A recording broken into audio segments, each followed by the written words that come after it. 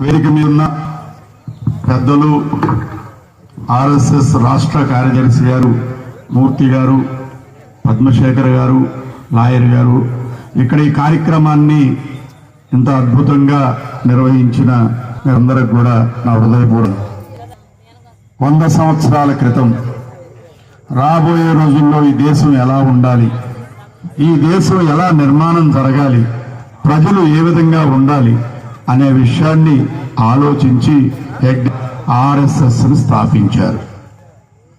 ఆయన రెండు విషయాలు తీసుకున్నారు. ఒకటి, ప్రతి వ్యక్తి నిర్మాణం జరగాలి, దాని ద్వారా ఈ రాష్ట్ర నిర్మాణం అనేది జరగాలి. అంటే ఈ దేశం నిర్మాణం పటిష్టంగా ఉండాలి. హిందువులందరూ సంఘటితంగా ఉన్నప్పుడే ఈ దేశం పూర్వ వైభవంకి వెళ్తుంది. ఈ దేశం ప్రపంచంలో విశ్వగురు అవ్వాలి అంటే మనందరం కూడా సంఘటితంగా బలంగా ఉండాలి అని చెప్పి ఒక నాగ్పూర్ లాంటి ఊళ్ళో కొంతమంది మిత్రులతో కలిసి స్థాపించారు.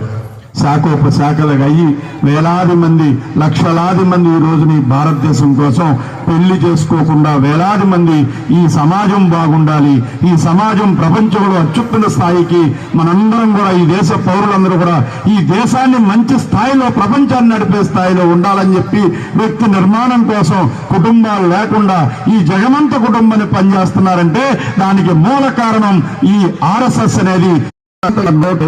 వివిధ మతాలందరూ కూడా ఆనందంగా హిమాలయాన్ని చూసే పని కల్పించిన నాయకత్వం ప్రియతమ ప్రధానమంత్రి నరేంద్ర కూడా ఆర్ఎస్ఎస్ కార్యకర్త. ఆర్ఎస్ఎస్ ఏంటి?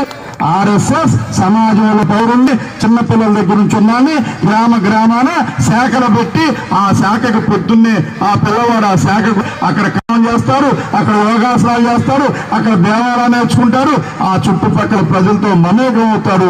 ఆ గ్రామం అందు, ఈ భూమి అందు ప్రేమను పెంచుకొని ఈ భూమి కోసం పనిచేసే విధంగా మిలిటరీ ఏదైతే దేశం కోసం డ్రెస్ వేసుకొని పనిచేస్తారో ఆర్ఎస్ఎస్ కార్యకర్త తన ఉన్న చుట్టూ ధర్మం కోసం కర్రసాయం చేస్తా ఈ ప్రాంతం కోసం, ఈ దేశం కోసం, ఈ భూమి కోసం పనిచేసేట్టుగా రూపకల్పన చేయబట్టే ఈ రోజున ఒక ఏదైనా తుఫాన్ రానిండి, ఏదైనా ఉపద్రవం రాండి, నిక్కరేసుకొని తెల్ల చొక్కా వేసుకొని టోపీ పెట్టుకొని ఎవరో పిలవసలా సంచిలో బట్టలు పెట్టుకొని బయలుదేరి ఎక్కడ ఉపద్రవం వస్తే అక్కడ పైసా ఆశించకుండా పనిచేసే నాయకత్వాలు వచ్చినాయి అంటే అది ఆర్ఎస్ఎస్ యొక్క గొప్పతనం.